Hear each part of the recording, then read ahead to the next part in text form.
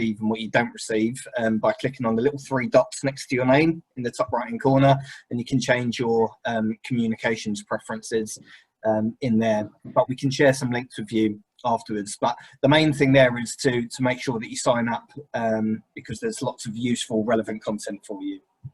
Absolutely. Okay, so the second one is our social media accounts. So our social media accounts generally are a great, you know, they're great for motivation and inspiration.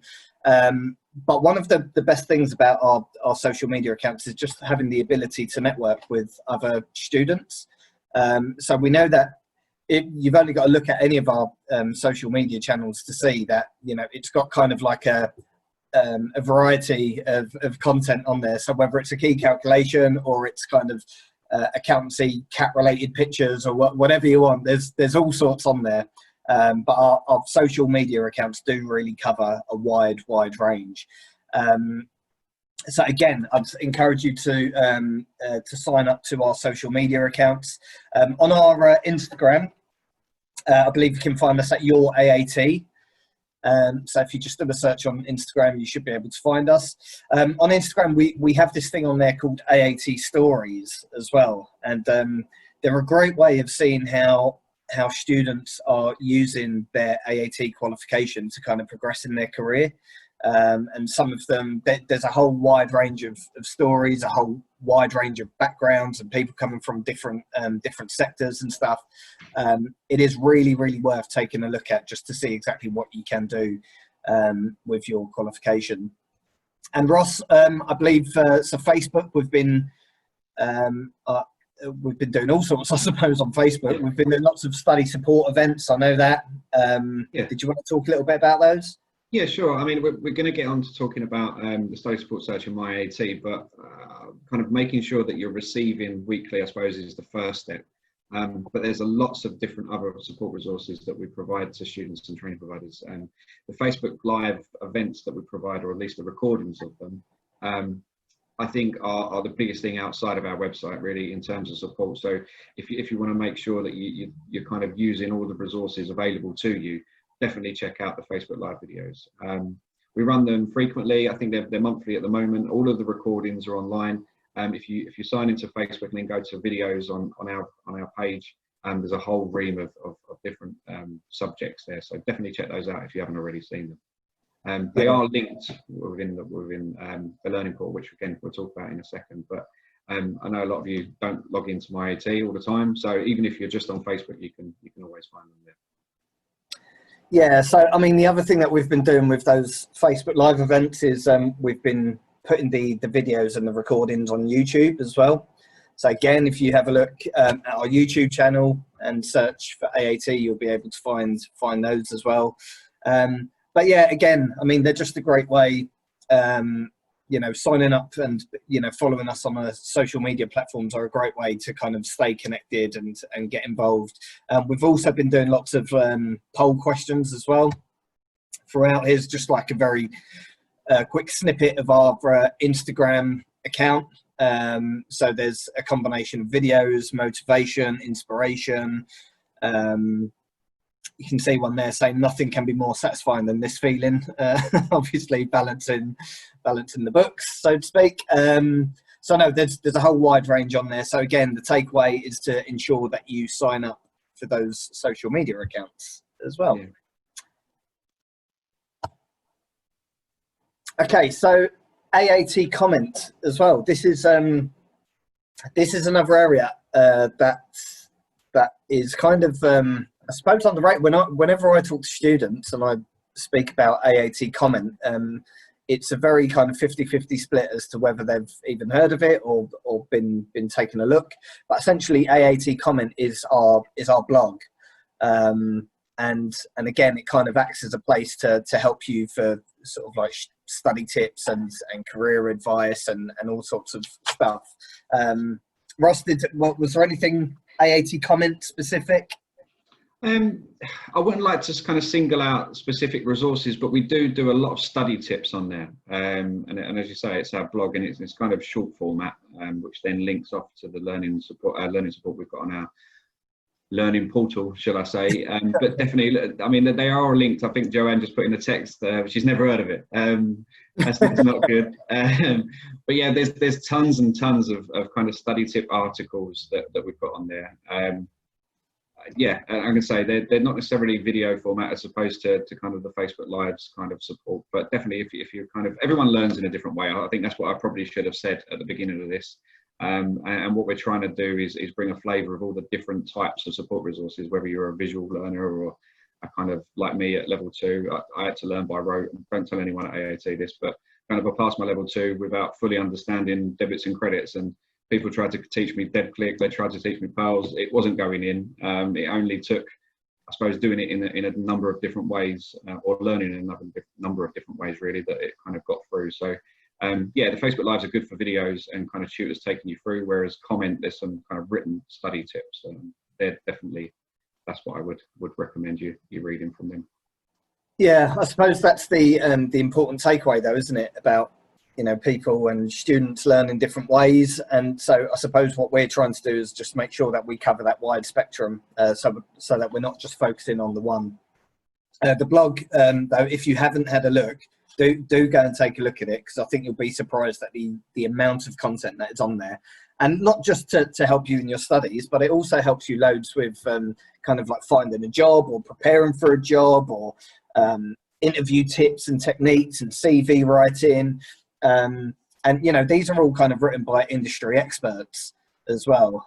So I know our team back at AAT headquarters, if you like, they do source the kind of industry experts to talk about these subjects. And this is all kind of part of your membership, if you like. You know, it's all part and parcel of what you get. And so yeah, I encourage you to take a look if you can. So yeah, the action there being to bookmark AAT Comment today, and you can see the link on there, aatcomment.org.uk.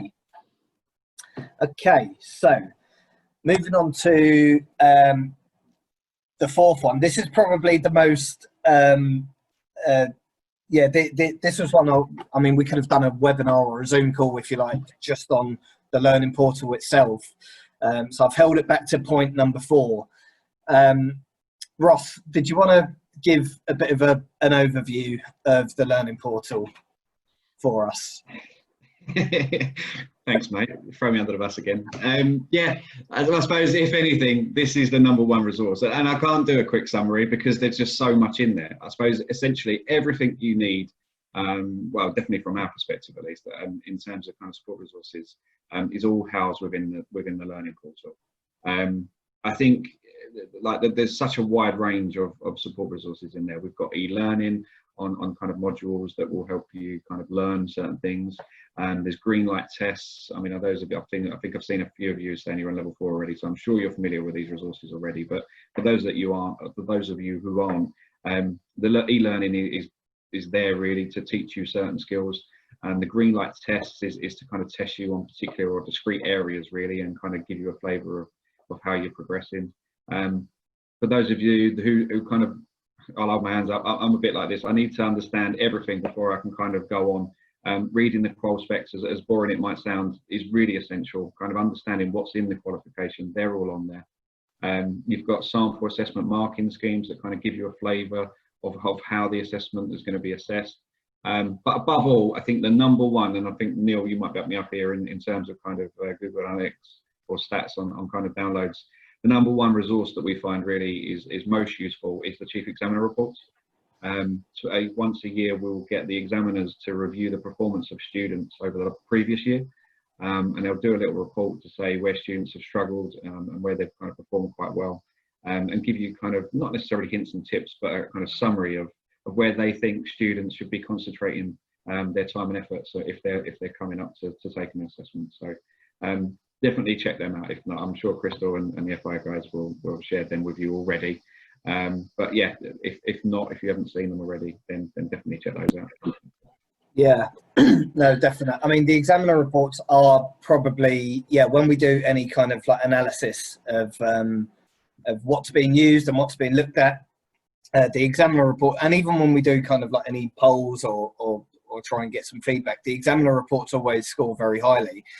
I mean, they're kind of they're kind of like gold dust in a way. I mean, if I'm studying for any of these qualifications or about to sit any of these assessments, I literally have the opportunity to go and see what the examiner has said about that particular unit or unit assessment, or and it's brilliant. It kind of highlights the strong, the areas where students perform really well in, and it highlights the weaker areas. It highlights some common mistakes. And I suppose what it does is it just kind of like sets you up to properly, have that overview before you actually go into the assessment, which I think is really, really useful. So I suppose, like, if there's one takeaway from today's session, I mean, I would really, really encourage you to go and take a look and do all of these and put all of these actions into practice. But it probably would be to go and take a look at those examiner reports as well, because they are really, really useful. How about the Ross? You mentioned the qualification specs. Do you think that's kind of like a bit of an underrated resource, or like one that can be overlooked, I suppose? Yeah, I think so. I definitely think from a student perspective, I mean, we communicate the qualification specifications because they're more of a training provider document, but there's no reason why students can't read them and kind of use them, really. I definitely kind of recommend that maybe kind of using them in conjunction with your tutor, just to kind of maybe dispel some of sometimes they're not written in a kind of easy to understand language is the one thing that I would say be careful of. But yeah, absolutely, they're a great resource to know what you're expected to know and learn, and kind of what skills you need to do as part of a qualification or an assessment. Yeah, absolutely. I think they're an underused resource. Yeah. Okay. So obviously, when you go into the learning portal, so anyone who has been studying AAT for or been, probably level 3 and 4, probably will have known that we used to have something called the study support search. It did kind of replace that. So any kind of resources that we have available to support you at any of these levels will be in the learning portal, which you can access via your My AAT account. But there is a link. There's a direct link on there, so just /learning-portal. So do please check out.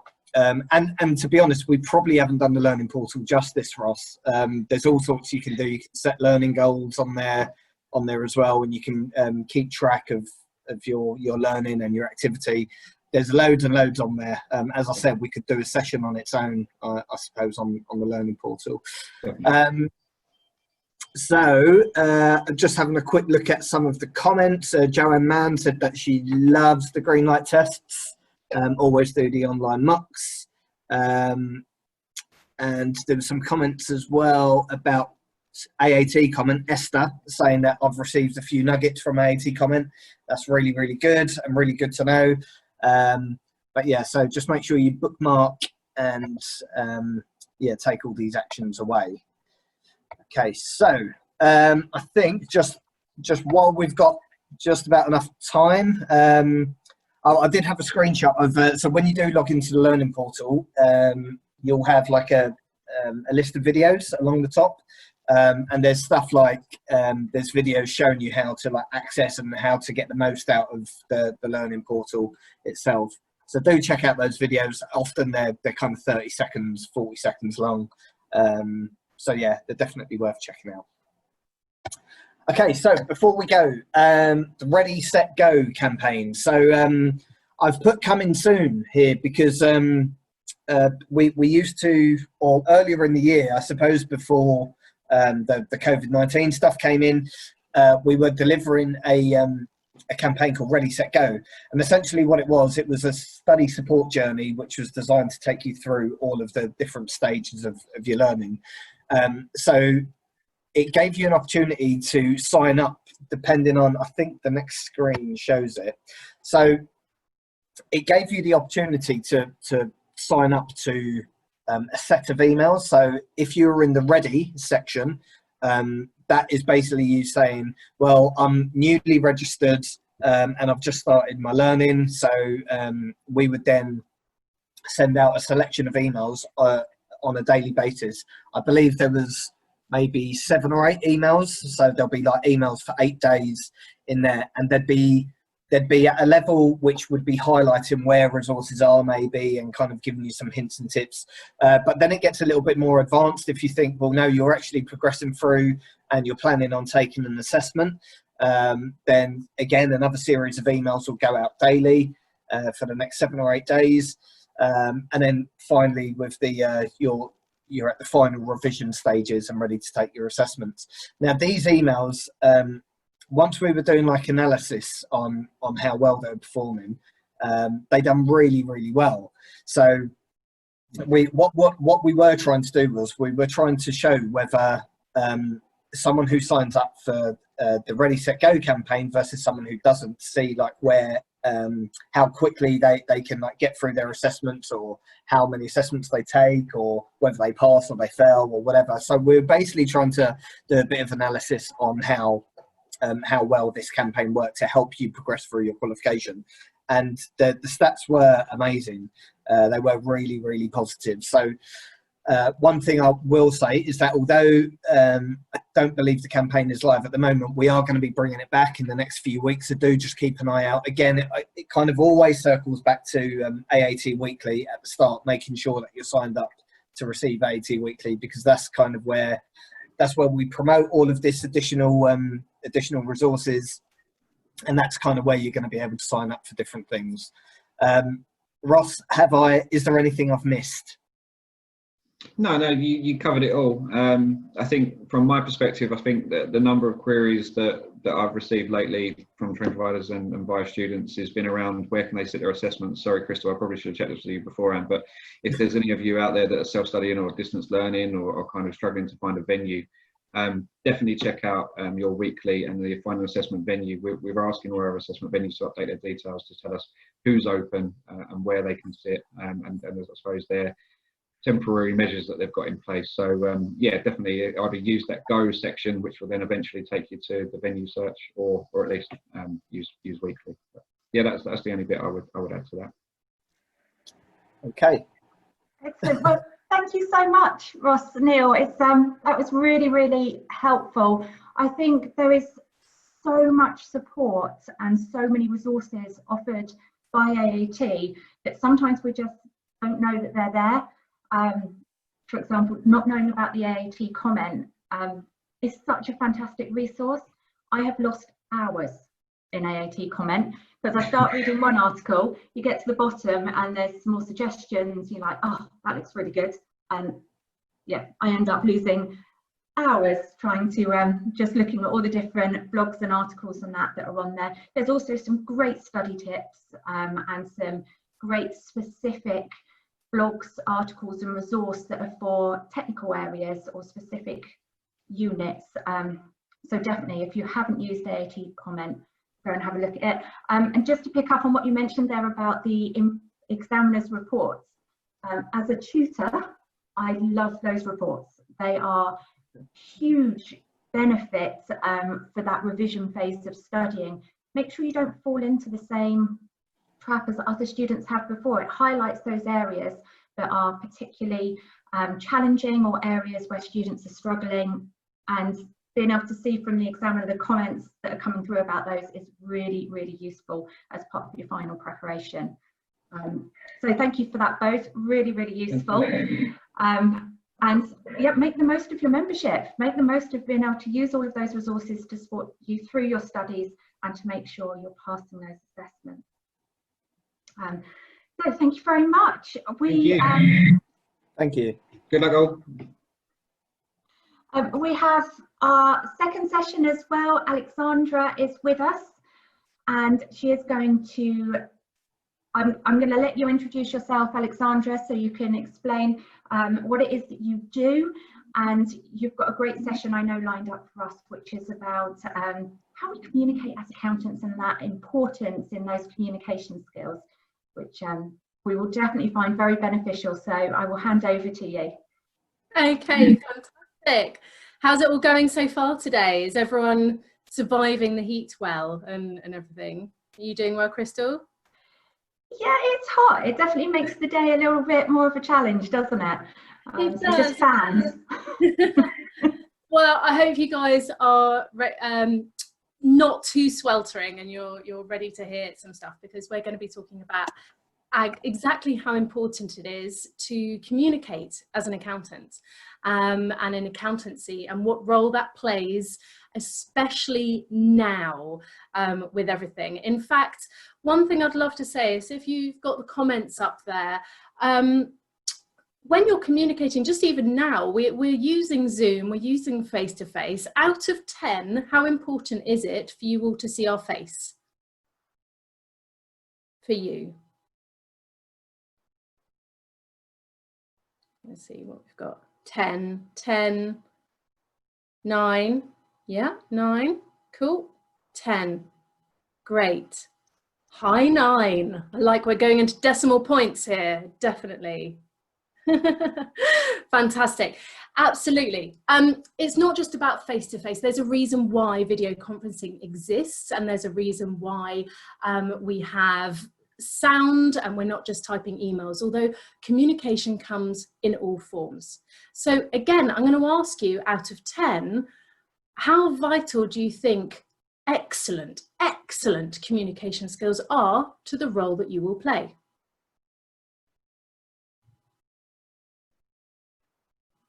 Cool.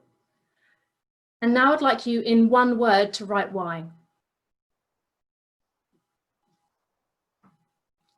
Tens definitely. See if you can put in one word.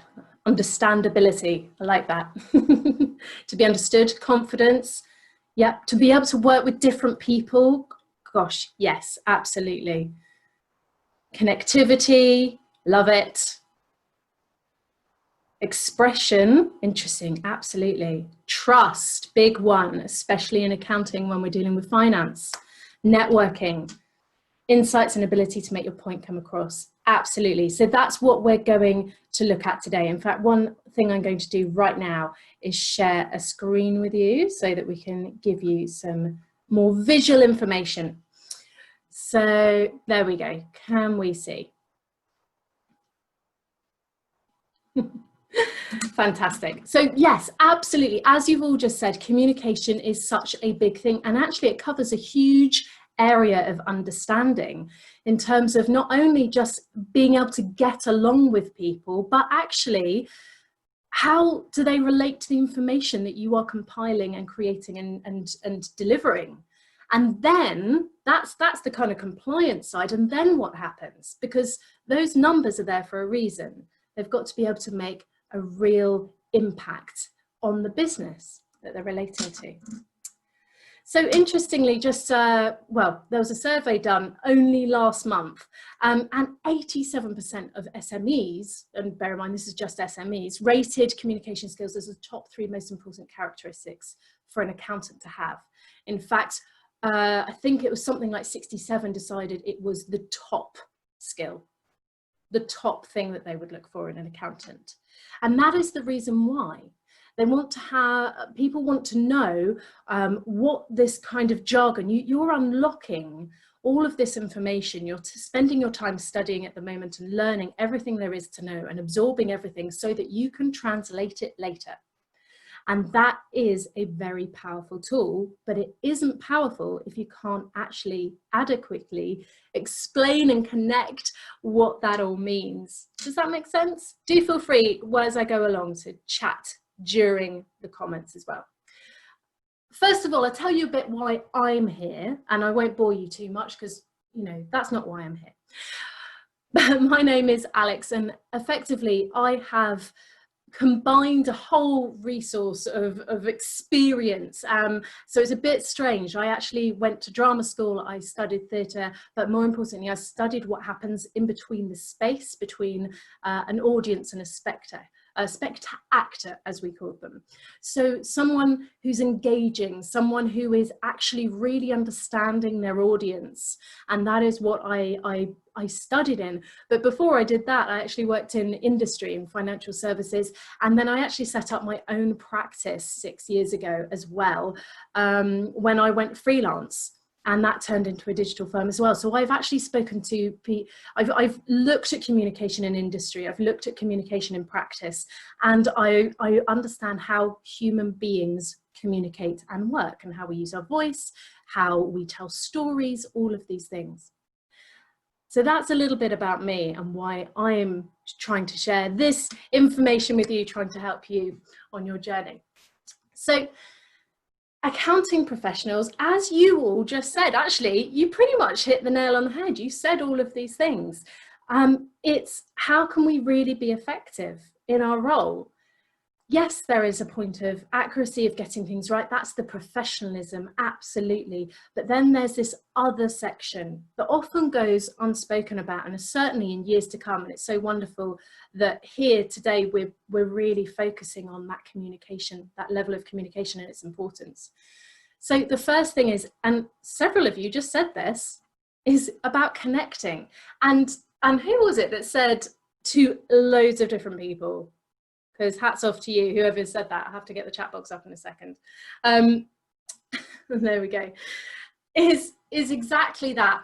We've got to connect with so many different people. It's not just about the person that you're, the one person, your one point of contact, or your team if you end up running a team. It is about being able to effectively communicate with anyone. And let's face it, that's not always going to happen. First and foremost, you might hit resistance because someone just doesn't understand your role or what you do, or even gets completely confused and almost agitated by numbers, very simply. But learning how to unravel that and absolutely find a way into having a relationship will actually benefit your role as a whole and your view as a professional.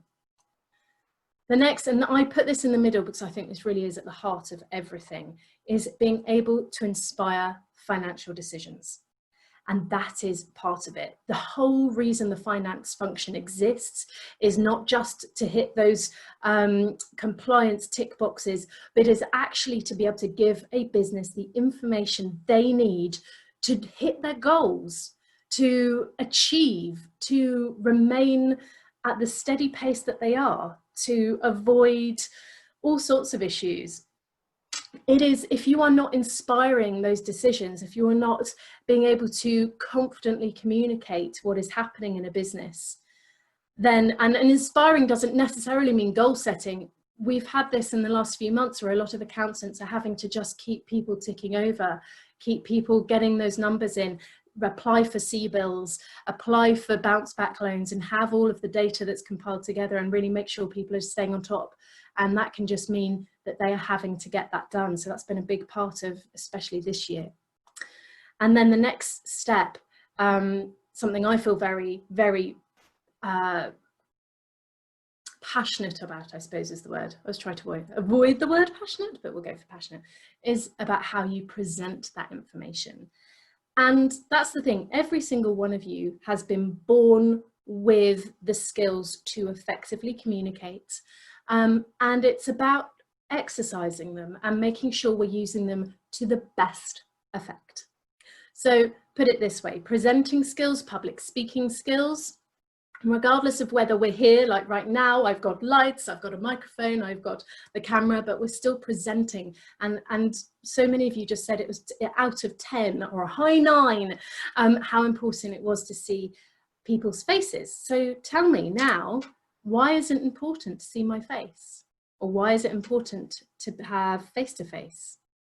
Love to hear your thoughts on that. Have a look at them now, I've got the chat box up. There we go. So pop in there about why you personally feel it's better to see someone and see if someone's genuine or not. Non-verbal signals. Oh, so good. Yes, absolutely. It's expressions. Love it. Fantastic. Interesting, Sarah, about the genuine or not, because that's going to be something really, yeah, see if they're listening, see if they're actually interested in you, if they're paying attention. Maintain interest, which is, yeah, absolutely. Fantastic. Just going to pop that screen over there. So today, I mean, that's the thing, is the role has almost not changed. There's been a form of evolution within the accounting function, but equally we've also gone back to where the soul, certainly an accountant in practice, would have such a big relationship with the business that they were working with, and they would be invited to all of the big family events and they'd know everything that's going on. But equally, now that we've gone through this kind of mountain of paperwork into a more automated digital format, and we're using technology in such a smart way, it actually frees us up, and it means that our human skills are the immensely valuable part of what we do. Because at the end of the day, in 10-20 years time, when we've got full-on robotics and AI working in accountancy, it's your human skills, your human decisive values that will really make you in your role. Can sound scary, but actually it is a really wonderful opportunity. Now, this is the reason why, and it's something to say that Sarah, you were just saying as well, to see if someone is genuine or not. And I know you were saying about listening, but this is the thing. So not sure if you know, if hands up, anyone who's seen this before. This is Maslow's hierarchy of needs. Yeah, got thumbs up, brilliant. Okay. Just checking you're listening, basically. Now, I've taught this for years, and it's never been more pertinent than in the last 5 months. So Maslow's hierarchy of needs, and this is why communication exists. So first of all, I want you to think about why we were born with things like our senses. Why do we look for facial expressions? When you first see someone out on the street, especially now, you're making very quick judgments about people, and you see someone. Actually, even now, it's, are they wearing a mask? Aren't they? Am I safe? Am I not? We communicate as human beings to ask that first question. Am I safe with you? And that's what we need to be doing at any given point, is letting people know that we are safe with other people. So that's that base there, the physiological needs. It's seeing if we are going to be hurt, if we have what we need in terms of water, shelter, are you going to take it away? All of those things. So we go up the rung until we hit belongingness and love. Now, I'd say that belongingness and love, that central bit, is exactly where we want to be when we're communicating with people. Doesn't mean that we need them to fall in love with us, but it does mean that we just need them to know exactly what you just said, was that we are genuine, we're on point, we are there. And that is what communication really is. And when it goes up the top of the rung, the self-actualization and esteem needs, to be honest, that's not your job. That's their job. That's our job. Your job for you is to get up that rung. It is not your job to help anyone else up to that next point, because that has to be self-evolution there. So this is why communication exists. This is what happens when we are looking at someone, when we open an email. Everything is still dragging us back to our caveman days, where we first see someone and have an instant, unconscious now decision of whether this person is a safe person or not. So that's exactly what is happening, and that's why that's why we do video. That's why video is a booming way of transporting information in terms of training, in terms of communicating, in terms of selling your services, all of that kind of thing. And so it is, we love face-to-face because that is how we are. We're looking for all of these little signals, so we can tell so much more about a person and whether they're our people. I won't go too into this because I feel like we've already covered a lot of it, but this is exactly it. It's that evolution of the finance function in terms of having that regulation and governance section, and then we've got all the digital, and I kind of said this earlier, so I've gone a bit back on myself, but then the expectations and the ability and the skill to basically help people with their desired outcomes. So this is effectively what a non-financial person would see. They're just kind of like, I don't know. And there are a lot of financially astute business owners out there. Sorry, I'm gonna have to have a glass of water because I feel like all the lights are bearing down on me now. And this is it, this jargon of data, and data is going to be so important. Correct data, clean data, big data, it's everywhere. And essentially, we need to just scramble it all into a form that we can then repeat elsewhere, that other people feel relaxed, they feel safe, and they can understand. And that is that essence of the communication sphere that we do. I'm just going to have a quick glass of water. Recommend anyone else to do the same. And apologies, I do speak fast because there's a lot. So if anyone's saying, hey, you're speaking too fast, just give me a nudge in the chat and say, hey, slow down, Alex. If I am going way too fast at all for anyone there. I just want to give you so much information. Because I'm hoping, Crystal, I'm not sure if we're going to do a Q&A or something, or just right at the end. So if you do have questions, let me know. So now we know exactly what's happening, let's get into the nitty gritty. Thank you. We will keep up. Good. I like that, Michael. Fantastic. Okay. So this is what I call a process. I call it the Elevate process. And it's about what we can use to really be truly effective communicators, so that we can inspire action, so that we can connect with anyone at all, and so that we can present data into a marvelous kind of point of action. And understandability is one of the words from earlier for anyone at all. Okay, so the first one is behavior. I really don't agree that there's a one set way to learn communication skills, because we all process information in different ways. And when we process information, that's an input and output scenario. So very much a double entry of bookkeeping. We have, any communication is a conversation. Even if you're just staring at a screen and not seeing faces, it is still a conversation. Still a conversation. You have to let people respond to you. The first step in knowing that is your behavior. And personally, I use things like profiling tools to know a bit more about this, but just have a quick think yourself. Okay, would you say that you are a very direct, very results orientated type of person? Are you quite even tempered, quite humble, very relaxed, very soft when you communicate? Or are you very analytical? You need all the information right in front of you. You're very precise, you're very reserved. Or are you really influential? Are you really outgoing? Are you really enthusiastic and optimistic? And things like that. Have a think about how you are, how your body, you're never going to be just one, you're going to be a bit of each. And you'll rate in different sections. And understanding what you need from information and how you behave is the first step to understanding how other people behave as well. So for instance, there might be, I like that, definitely a bit of a few of them.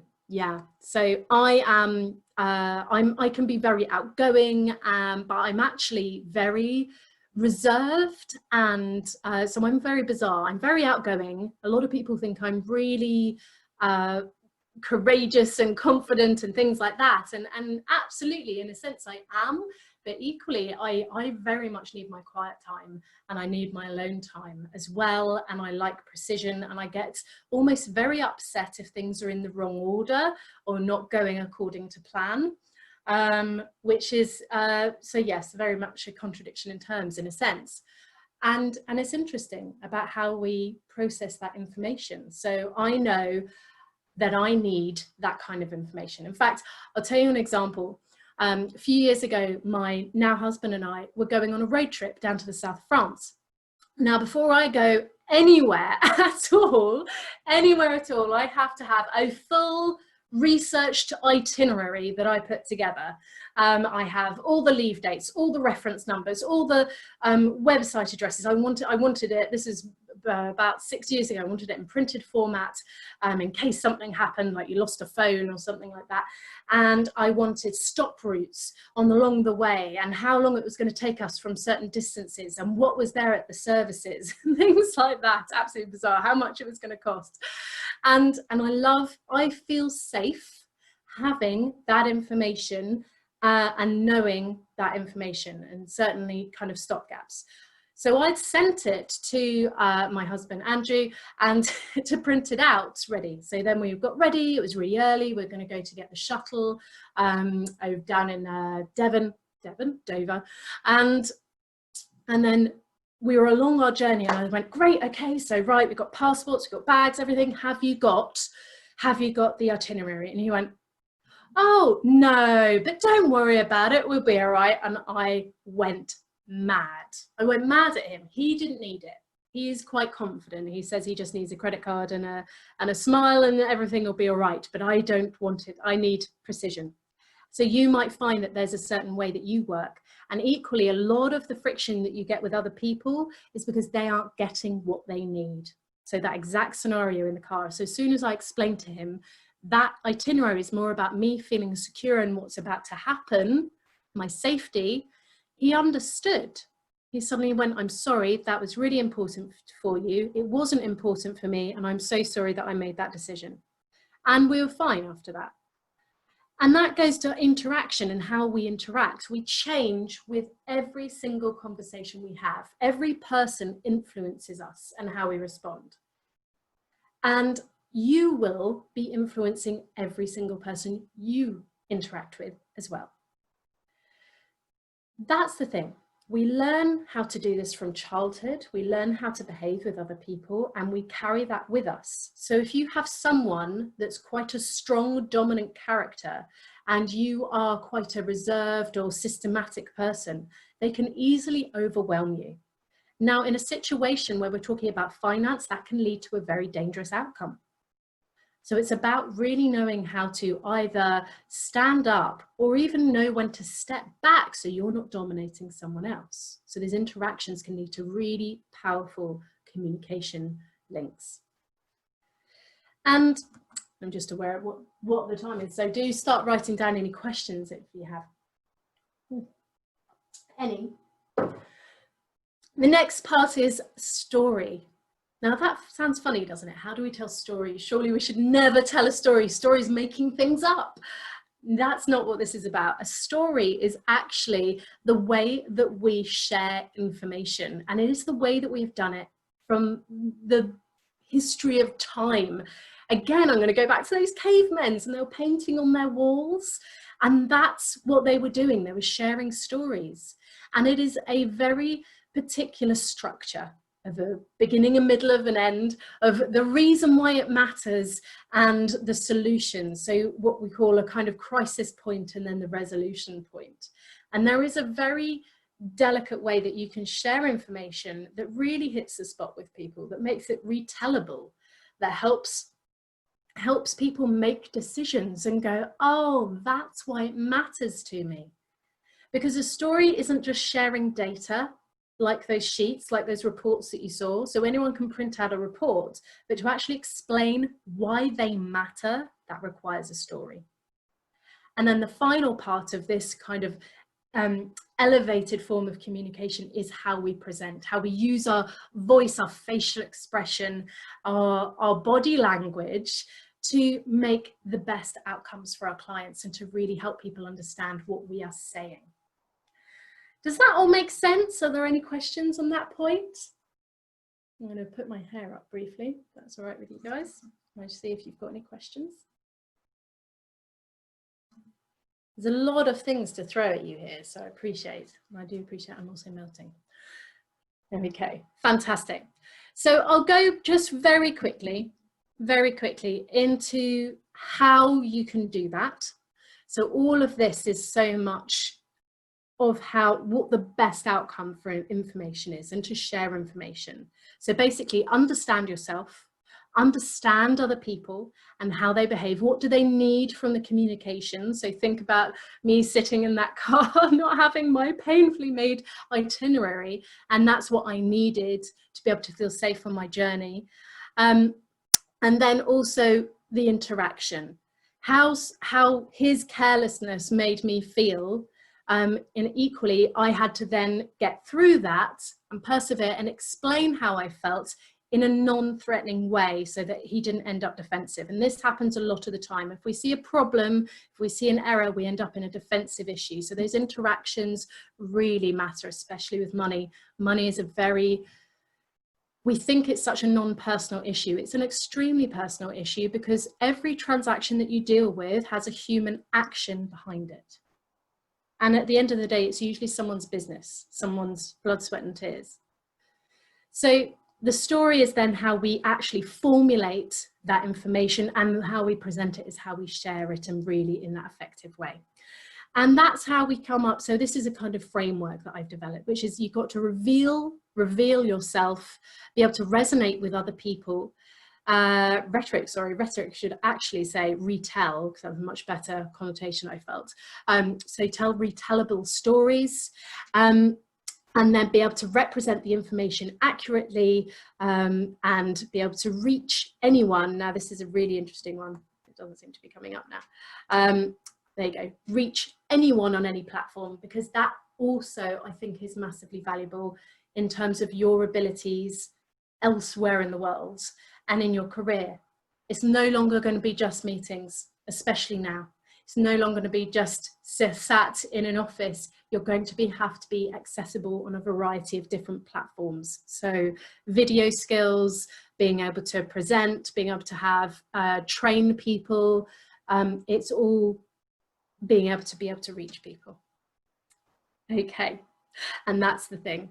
Just be seen, be heard, be anywhere for people to access the information, because that's what it is about. You being valuable, you sharing your value and being able to inspire that value. So the next question is, what are you going to do next to enhance your skills? What are you going to do?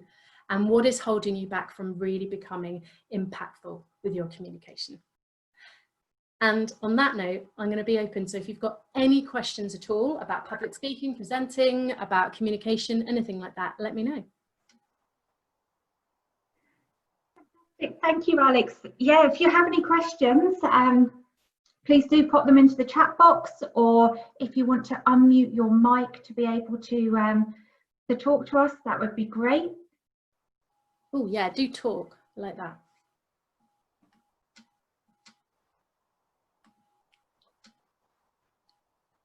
I found that really useful. I know I definitely have some kind of, I need information, I need detail, but I'm also quite quiet and reserved as well. I'm fairly relaxed and easygoing. It really resonated that having those different parts in the way that we communicate. It's actually the question is usually is the profiling. So well, actually, I mean, I do that. I use DISC personally. Crystal and I were talking about this before. DISC, so DICS, is oh sorry, I've just gone around the circle because you go in a pattern and for some reason it doesn't actually spell disc. But it's basically it has a quadrants, so which is why I spelt it that way, and it's about how much dominance level you have, how much influence you have, how much conscientiousness and how much steadiness, and you will have dollops of each. But it's not just how you're made up. Profiling is interesting because of course we aren't just static. Personality and behavior changes in a given moment. So actually I'd say a really important vital element is to know and understand when people get stressed, because I think one of the biggest problems I've ever seen in accountancy has always been when there's been a change management issue or a stressed situation like a deadline or something like that, and people's reactions actually really hinder the process. So for instance, seeing FDs move into virtual FDs or via, kind of part-time FDs move into a company and start to change everything, and people feel very put out of place, they feel very threatened. Well, of course, why wouldn't you? And just managing that kind of thing. Equally, if you've got a client who's really not up on their tech and they feel like it's just causing issues, they can be very resistant because they're not getting what they need. They feel like they're really out of their comfort zone. As a quiet and reserved person, how would you communicate with someone of dominance effectively? Gosh, that's such a good question. Okay, so this is something I would call about understanding an ego state. So the first thing is to go, it's okay that they are a dominant character, and it's okay that you are a quiet character. Funnily enough, I have a very steady line of dominance. Mine, whether I'm stressed or anything, it just stays the same level. And I do react really to people who have dominant personalities. The thing to ask is, what does a dominant person need? And usually they're very results orientated, they're very direct. So they don't like fluff, they just want to get right to the point. So if you're going to get on, if you want to have an effective form of communication with that person, just give them like quick bullet point information. Absolutely get to the point. This is this, that is that, no fluff. And then they'll feel really great. Okay, good, I'm done. Whereas that might not be the way you naturally communicate, because you want someone to see a bigger picture and things like that. So I'd also look at something called ego states. So when someone is dominant, usually they want to be in charge, they want to be effective, and that can mean they can have a very parental tone to them. And when someone does that to us, especially if we're quite quiet, it means that we can end up being very we can almost go into like a childlike state, which is called a child ego state. So it's about managing to just push yourself up and respond in an adult mode so that they come down as well. Yes, absolutely, Jan. To avoid being dragged into others' drama triangle. Absolutely. That's it. People do, that's what I meant. Our behavioral interactions, we change with other people. And Esther, I've actually been very much in that situation as well, where I can be really overruled by dominant people. So it's about really understanding what exactly they need, being able to give them a bit of it while maintaining yourself and not changing in the face of them. Fantastic. Thank you so much, Alex. That was a really, really useful session. It's been a fantastic hour. So it's been great to get some insight into those study skills with Ross and Neil from the AAT, and from Alex to give us some insight into how, as accountants, we are in quite a strong, powerful position, and those communication skills are absolutely vital for us to be able to sort of give that correct message across, but also for that relationship to work with our clients and build that trust with them.